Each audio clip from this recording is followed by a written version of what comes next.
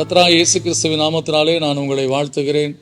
இந்த ஆசீர்வாதத்தின் விடியல் என்று சொல்லக்கூடிய இந்த நிகழ்ச்சியிலே உங்களை சந்திப்பதிலே மிகுந்த மகிழ்ச்சி அடைகிறேன். இந்த நாளில் நான் உங்களோடு கூட பகிர்ந்து கொள்ளும்படியான தேவனுடைய வார்த்தை சங்கீதம் 30:5. அவருடைய கோபம் ஒரு நிமிஷம், அவருடைய தயவோ நீடிய வாழ்வு. சாயங்காலத்தில் அழுகை தங்கும், விடியற் காலத்தில் களிப்புண்டாகும் என்று சொல்லி வேதம் சொல்லுகிறது. நாம் தேவனுடைய கோபம் என்று சொல்லக்கூடிய காரியத்தை சகிக்கவே முடியாது. அது ஒரு நிமிடம்னாலும் அதோட நம்முடைய வாழ்க்கை வேதனைப்பட்ட ஒரு வாழ்க்கையாய் மாறி போய்விடும். எனவே தேவனுடைய கோபம் நம்மேல் வருவதற்கு முன்பாக அவரோடு நாம் சமாதானமாய் நம்முடைய வாழ்க்கையில் ஒப்பு கொடுத்த ஒரு வாழ்க்கைக்குள்ளாய் கடந்து செல்வது மிகவும் அவசியமான ஒரு காரியம். எனவே தேவ கோபம் நம்மில் வருவதற்கு இடம் கொடுக்காத ஒரு வாழ்க்கை வாழுகிறது தான் ரொம்ப அவசியமான ஒரு காரியம்.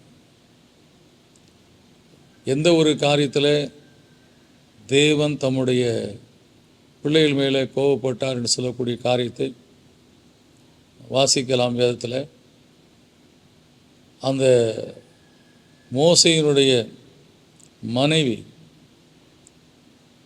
அந்த தேவ கோபம் வந்தபோது அவள் செய்த செயலை, அந்த கோபத்தை ஆற்றும்படியாய் செய்த காரியத்தை குறித்து வாசிக்கிறோம். அதே போல் தேவனுடைய கோபம் தன்னுடைய ஜனங்கள் மேலே வந்தபோது அவர்களை அடிமைகளாக பாபிலோனுக்கு, எகிப்துக்கு என்று சொல்லக்கூடிய நிலைக்கு கடந்து செல்லும்படியான காரியம் வந்தது. அந்நிய மக்கள் அவர்களை ஆளுகும்படியான காரியம் வந்தது. அவருடைய வாழ்க்கையில் மற்ற தேசத்தினுடைய மக்கள் அவர்களை ஆளும்படியாய் கொடுத்து விட்டார். இதற்கெல்லாம் காரணம் அவருடைய கோபம். நாம் செய்த செயல்களினாலே கோபம். சும்மா நம்ம மேலே கோபப்படவில்லை, நம்முடைய செயல்கள் அவருக்கு கோபத்தை விட்டோம். ஆனால் இன்றைக்கு அந்த கோபத்துக்கு காரணமாக இருக்க காரியத்தை நாம் உணர்ந்து அவருடைய சமூகத்தில் மன்னியும் ஆண்டவரே என்று சொல்லி அர்ப்பணித்தால் அன்றைக்கே கர்த்தர் நீடிய தயவுள்ள தேவன் அந்த அழுகையை மாற்றி களிப்புண்டாகும்படியான காரியத்தை செய்கிற தேவனாக இருக்கிறார். எனவே உங்கள் வாழ்க்கையில் நன்றாக தெரியும், ஏதோ ஒரு காரியத்தை நீங்கள் தேவனுக்கு விரோதமாய் செய்து விட்டீர்கள். அதனால் இன்றைக்கு நெருக்கங்கள், போராட்டங்கள், பாடுகள் என்று சொல்லக்கூடிய காரியங்கள் காணப்படுகிறது. அப்படிப்பட்ட அந்த நிலை உங்களுக்கு தெரியும் போது தேவ சமூகத்தில் அவரோடு ஒப்புரவாகுங்கள், ஒப்பு கொடுங்கள். ஆண்டவரே என்னை மன்னியும் என்று சொல்லி, கர்த்தாவே என்னை தண்டியும், ஆனால் அவமாய் போகாதபடி மட்டாய் தண்டியும் என்று சொல்லி அவருடைய சமூகத்தில் நான் ஒப்பு கொடுத்து கேட்கும்போது கர்த்தர் அவருடைய தயவோ நீடிய வாழ்வு, சாயங்காலத்தில் அழுகை தங்கும், விடியற் காலத்தில் களிப்புண்டாகும் சொன்னபடி ஒரே நாளில் நம்முடைய வாழ்க்கையில் இருக்கக்கூடிய எல்லா வேதனைகளையும் மாற்றி ஆசீர்வதிக்க உண்மையுள்ளவராக இருக்கிறார். நமக்கு தேவையான ஒரே ஒரு காரியம், தேவனோடு நாம் ஒப்புரவாக வேண்டும். அப்படி ஒப்புரவாகும்போது நிச்சயமாய் கர்த்தர் நம்மை ஆசீர்வதிப்பார். இந்த கால வேளையில் உங்களுடைய வேதனைகளுக்கு காரணம் தேவன் உங்கள் மேல் கோபப்பட்டு இருக்கிறார், தேவன் உங்கள் மேல் எரிச்சலாக இருக்கிறார் என்று சொல்லி நீங்கள் உணர்ந்தால் அந்த காரியத்தை சொல்லுவாங்க, பேச்சப் பண்ணிடுங்க அப்படின்னுவாங்க இல்லையா, காம்ப்ரமைஸ் என்று சொல்லுவாங்கல்ல, அதெல்லாம் கிடையாது. மன்னிப்பு கேளுங்க, கன்ஃபஸ் பண்ணுங்கள். கர்த்தர் நிச்சயமாய் உங்கள் வாழ்க்கையில் களிப்புண்டாகும்படியான ஆசீர்வாதத்தை கட்டிடுவார். இந்த விசுவாசத்தோடு ஜெபிப்போம். நல்ல பிதாவே, நன்றியோடு துதிக்கிறோம், சோதரிக்கிறோம். எங்கள் வாழ்க்கை சீராக போய் கொண்டிருந்தது, சிறப்பாக வாழ்ந்து கொண்டிருந்தோம், மகிழ்ச்சியாக இருந்தோம். ஆனால் நீர் கொடுத்த ஆசீர்வாதமே எங்கள் வாழ்க்கையிலே நாங்கள் உமக்கு விரோதமாய் காணப்படும்படியான ஒரு வாழ்க்கையாய் மாறிவிட்டதப்பா. யோபுடைய வாழ்க்கையில் இதை குறித்து அதிகமாய் அவன் பயந்த ஒரு காரியத்தை பார்க்கிறோம்.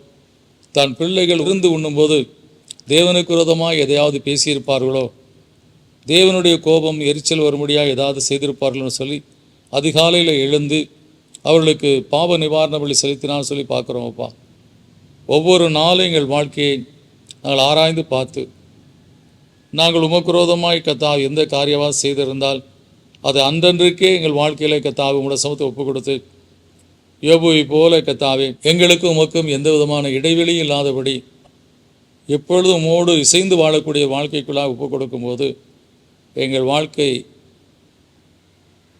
களிப்புண்டாகிற, களிப்பு நிறைந்த, மகிழ்ச்சி நிறைந்த ஒரு வாழ்க்கையாக இருக்குன்னு சொல்லி பார்க்குறோம். இந்த கால வேளையிலே கர்த்தாவே அறியாது தெரியாது ஏதோ காரியத்தை நம்முடைய பிள்ளைகள் செய்து அது இன்னும் உணராதபடி அவர் இருக்கிறார்னு சொன்னால் இன்றைக்கு தங்களை ஆராய்ந்து பார்த்து ஒப்பு கொடுத்து அவருடைய ஒரு சமாதானம் இல்லாத நிலை இருக்கிறது, உள்ளத்துக்குள்ளே ஏதோ ஒரு பாரமாக இருக்கிறது என்று சொல்லக்கூடிய நிலை, இது அந்த காரியத்தை உணர்த்தக்கூடிய காரியம் என்பது உணர்ந்து இன்றைக்கு ஒப்புரவாகி உங்கள் ஒப்பு கொடுத்து மகிழ்ச்சியும் சந்தோஷம் நிறைந்த வாழ்க்கையை வாழ அருள் செய்தலும் அப்பா. இந்த நாளை அவர்களுக்கு ஆசீர்வாதமாக்கி கொடுத்தலும் இன்று முதல் அவர்களை ஆசீர்வத்திலும் பிதாவே, இயேசு கிறிஸ்துவின் நாமத்தில் கேட்க நல்ல பிதாவே, ஆமென். நிச்சயமாய் கர்த்தர் நாம் சந்தோஷமாய் வாழ வேண்டும் என்பதற்காகத்தான் அவர் துக்கம் இருந்து பாடவனை திரும்ப இருந்தார். நீங்கள் இன்றைக்கு அவருடைய சமூகத்தில் உங்களை ஒப்புக் கொடுங்கள். நீங்கள் அவரோடு சமரசம் பண்ணிக்கொள்ளுங்கள். சந்தோஷமாய் வாழ முடிய அருள் செய்வார். God bless you.